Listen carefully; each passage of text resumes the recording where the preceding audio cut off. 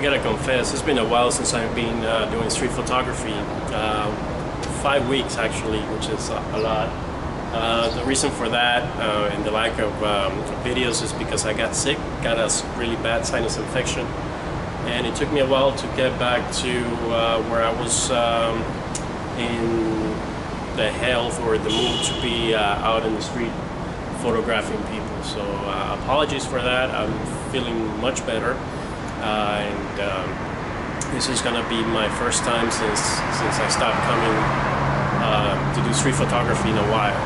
So let me share a little story with you guys before I take off. A friend of mine now, he contacted me through Twitter. He watched some of my videos and we kind of hit it off on Twitter. He sent me some film, and I mentioned that on my Facebook page. So Aldo, thank you for the film, and I decided to do a video about that because I had been shooting digital. I started with film and then went to digital and then a little bit of film here and there, but I want to show you what I've learned shooting film since I started doing street photography. So the deal I made with Aldo, he's the one that sent me the film, was, all right, you can send me the film, I'll shoot with it, and if I get a good photo out of any one roll that he sent me, I'll send you a print. So I'll be shooting with it today and I guess for the rest until I run out, and hopefully I can get one good shot of it, and I'll send them that print. So welcome to episode 3 of Street Photography with Acosta, shooting film. Let's get started.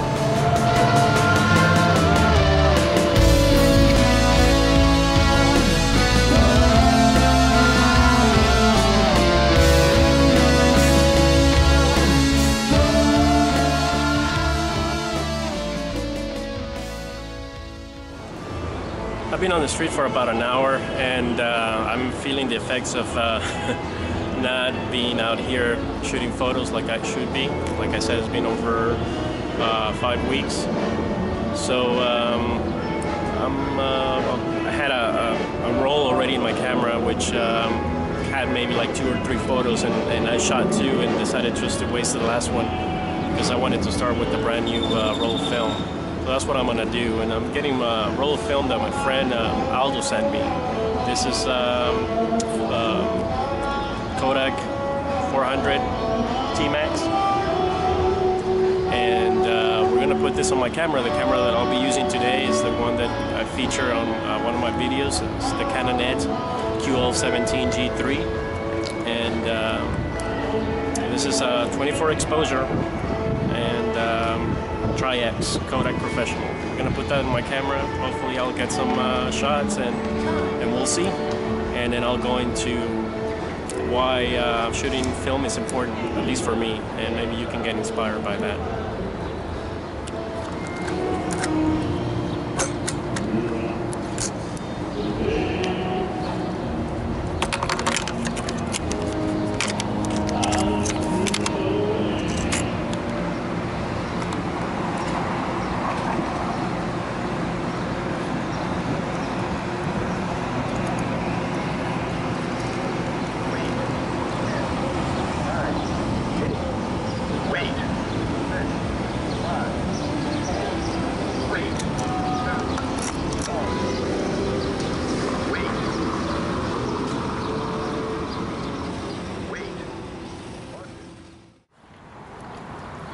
So this episode is about shooting film, and shooting film has taught me about a lot of things, mainly exposure, something that when I was doing digital photography I took for granted. I was just letting the camera do all my work, pretty much. I used to shoot in aperture priority, but at that, even the camera is determining the exposure, and then I'm just telling it, well, it's just shoot at f2.8 or f1.8 or anything like that.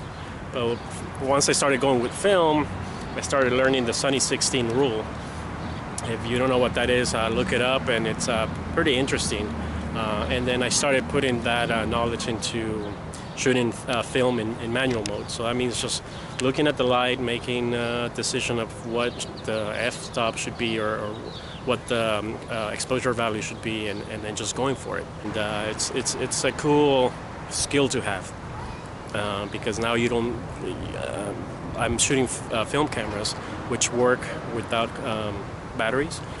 So even though they take batteries, but if the battery was to go out and I have a roll of film, nothing's going to stop me from taking pictures. My exposure sometimes was right on, many times wasn't, but that's part of the learning process, and I think I'm a better photographer because of that. Shooting film also allowed me to work on my composition better. It's not as easy as just shooting digital and then deciding what images are the best ones. So I would take my time.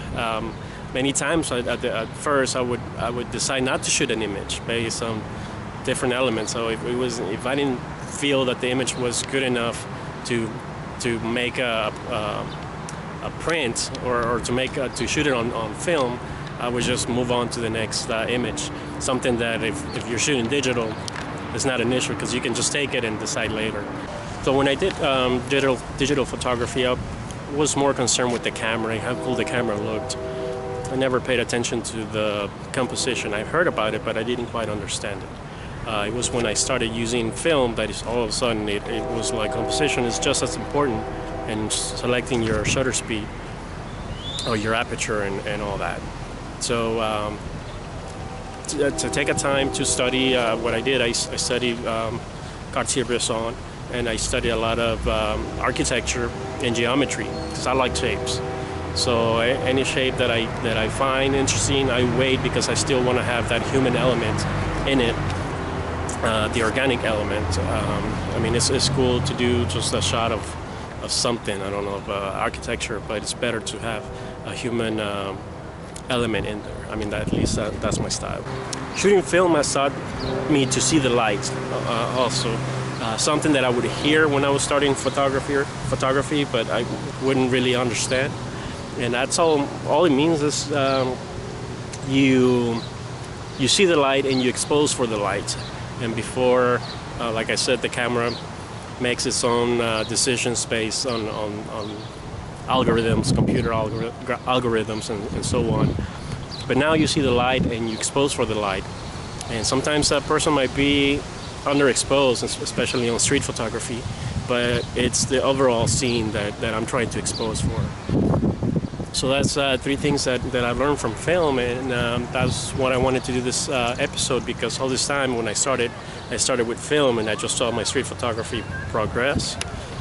You guys saw some of my photos and stuff, and then I moved to digital with the X100S, which is a good camera, but I had all the principles of my film photography days that I was able to incorporate into shooting digital. So I'm not saying digital is bad.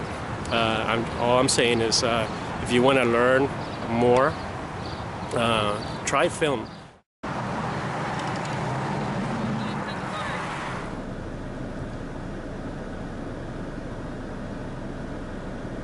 This is San Antonio Photo Lab. Yeah, this is Jesse Acosta. Hey, how you doing? Doing good, thanks. Yeah, I heard, I was looking on my Facebook page, and someone posted that you guys stopped developing black and white film as of last Friday. Yeah, I was just calling to confirm. Oh, okay, so it is true. All right.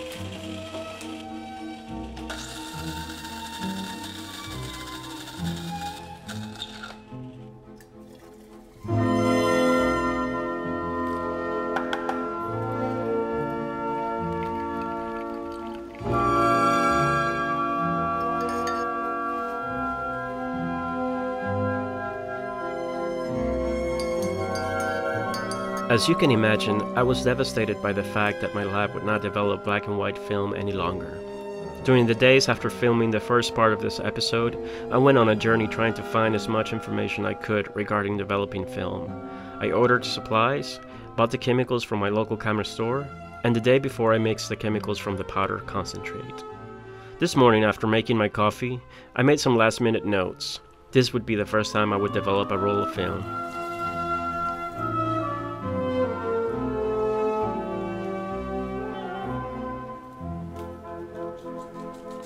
I did one last practice run before doing the real thing.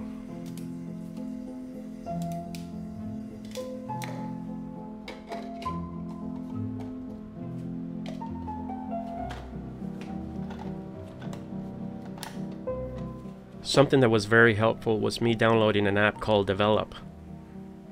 The app allows you to enter all your steps, and it keeps track of all the timings while beeping at set intervals to remind you to agitate your developing tank. This was critical for me getting it right the first time.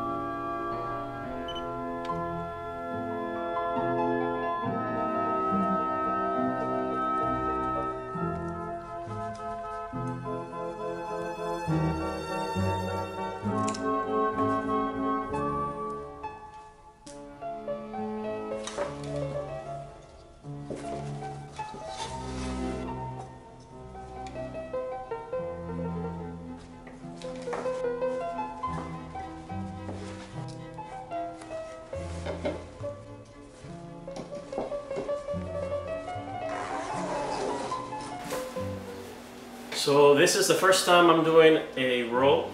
This is gonna be the first time I'm doing an actual live roll. I'm gonna leave the cameras roll, or let the cameras roll. I'm a little bit nervous. Never done this before. So I'm gonna start this process.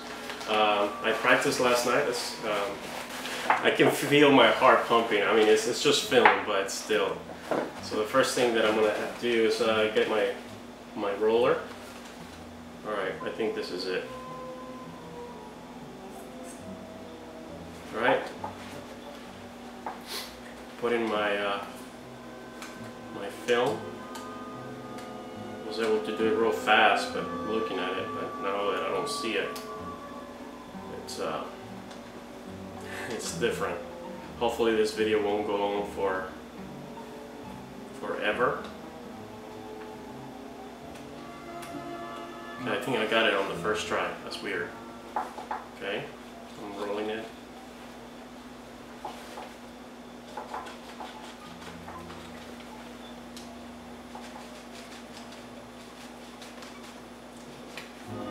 Something feels weird.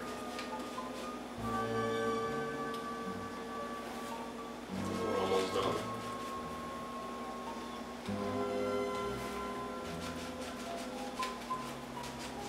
Something's not right. It's not rolling in.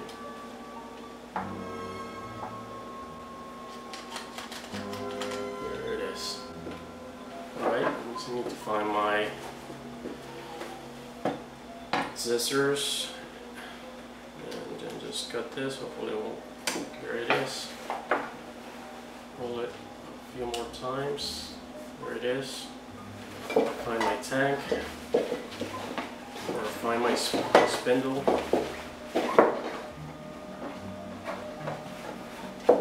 Where's my spindle? Where's my spindle? Right. There's my roller.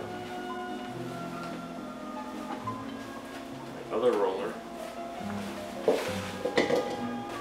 The funnel has to lock into place. There you go. Let me see what else I have left. I have my scissors, my canister, and I'll just put the top on.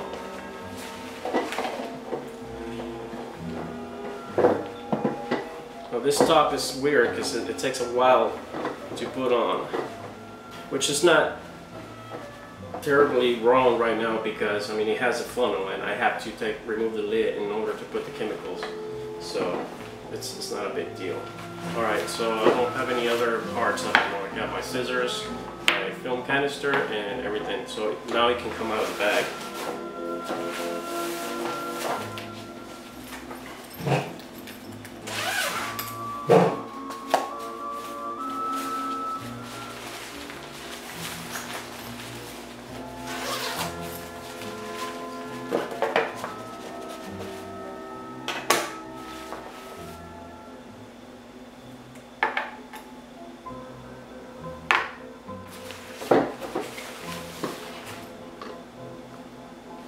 Alright, so this is sealed. I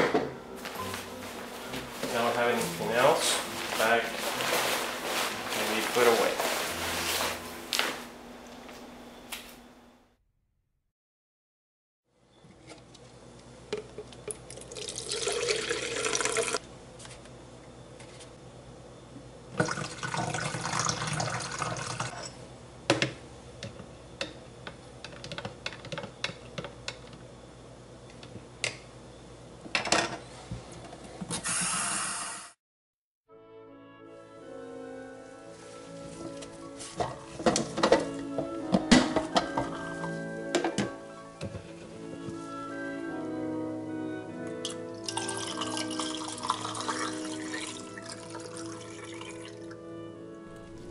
The developer goes in and I start the timer. An initial agitation of 10 seconds.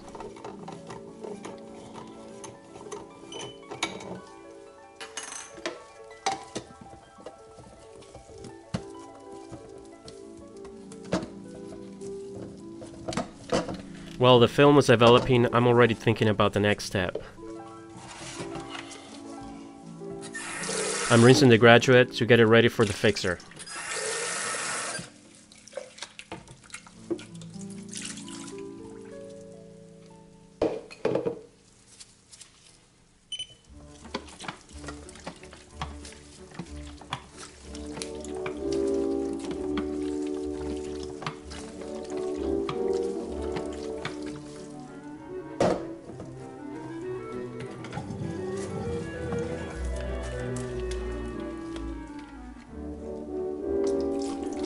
And I pour the fixer in.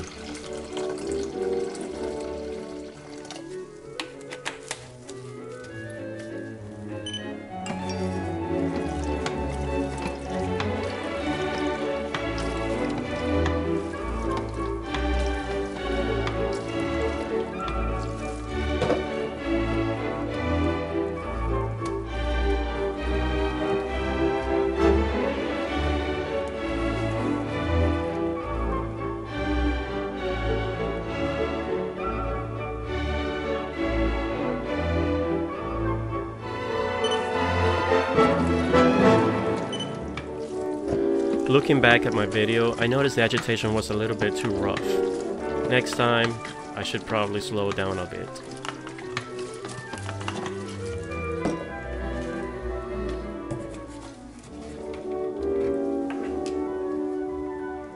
Again, I'm setting myself up to return the stop bath to the bottle once I'm done with that step.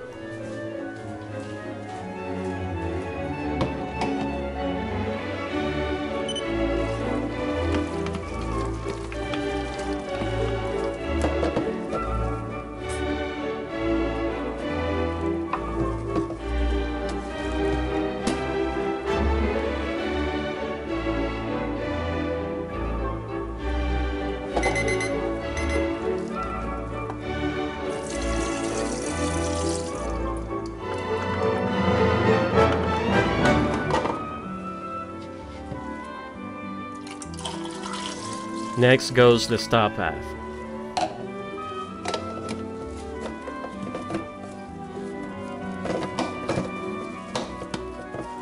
And I start the timer.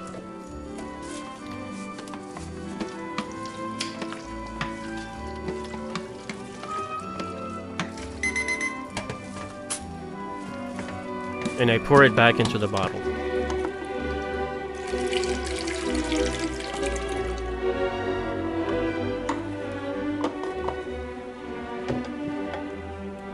Now comes the fixer.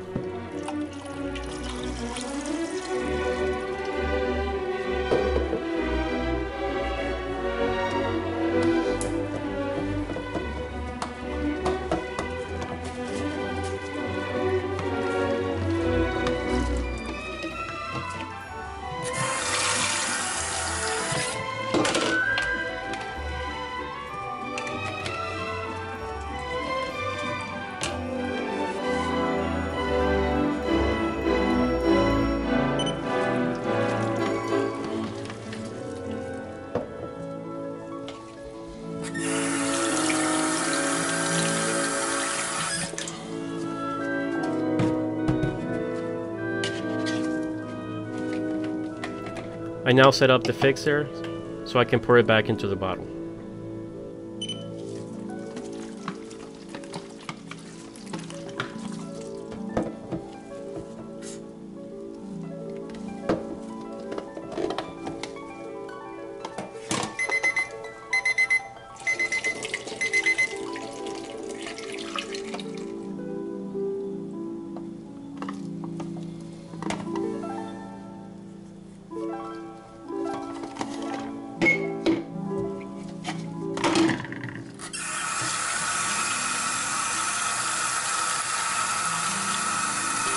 Now it's time for the wash. I took the funnel off the tank, but I noticed that it was doing a lot of noise and moving back and forth. So for the next rinse, I put it back. This is called the Ilford method, by the way, of rinsing.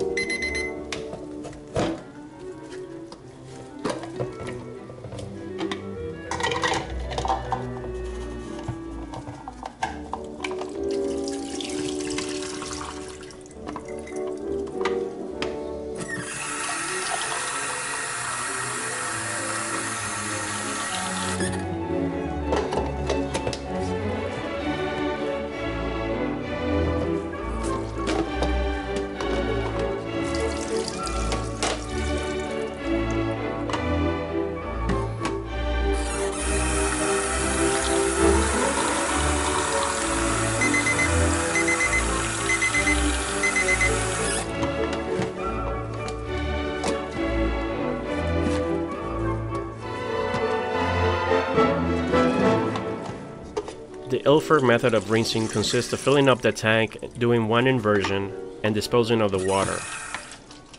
For the second step, you do the same, but you do 5 inversions, then 10, then 20. Then you let it sit for 1 minute, then you finish off with 20 inversions.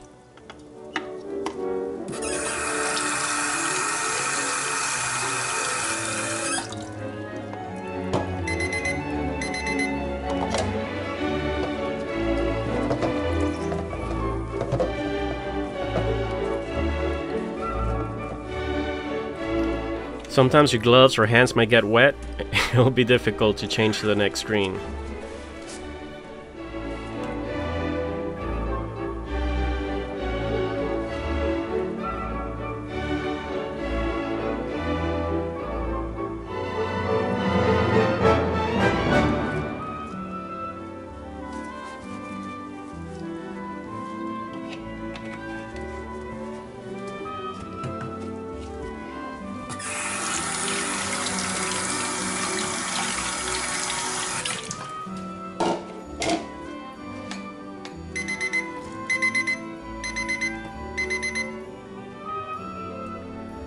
These are the last 20 inversions.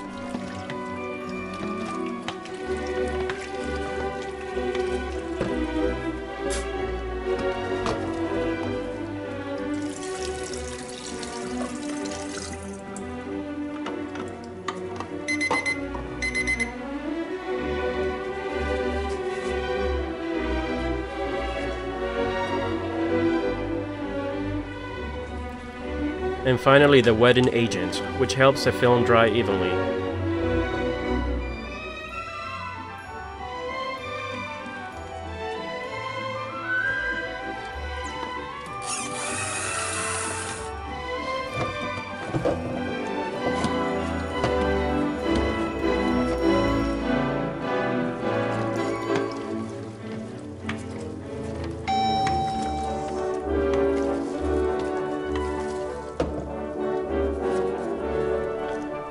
The process is now complete.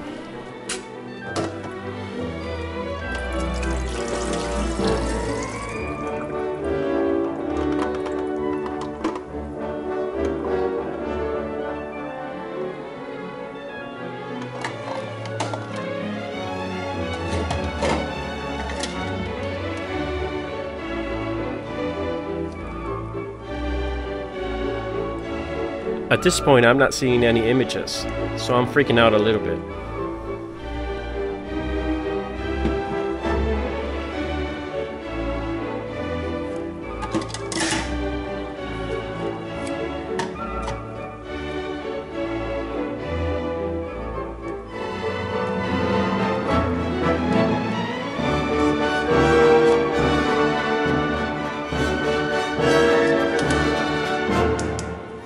I was having a little trouble getting the film out of the canister, so I decided just to open the canister altogether.